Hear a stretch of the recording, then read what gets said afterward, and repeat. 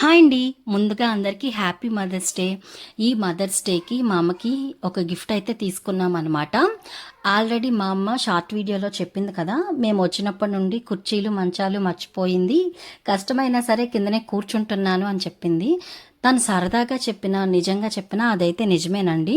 తను కిందన కూర్చొని లేవటం అయితే కష్టంగా అనిపిస్తుంది అని అంటుంది. సో అందుకని ఈ మదర్స్ డేకి మేమైతే ఈ ప్లాస్టిక్ డైనింగ్ టేబుల్ని గిఫ్ట్గా ఇచ్చాము అమ్మకి.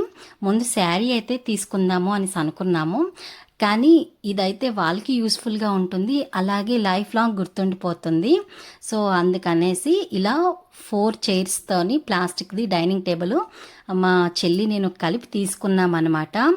డైనింగ్ టేబుల్ అయితే చాలా బాగుంది, అలాగే చాలా స్ట్రాంగ్గా కూడా ఉందండి. సో రాగానే ఇంకా నేను ఓపెన్ చేసి పసుబొట్లు అయితే పెట్టేశానమాట. ఈ డైనింగ్ టేబుల్ని చూసి మా మమ్మీ కూడా చాలా సర్ప్రైజ్గా ఫీల్ అయింది, చాలా హ్యాపీ అయిపోయింది అనమాట. సో వాళ్ళైతే ఎప్పటి నుండో తీసుకోవాలని అనుకుంటున్నారు, కానీ ఇలా మేమైతే మదర్స్ డే గిఫ్ట్గా ఇచ్చేసాం మా చెల్లిని.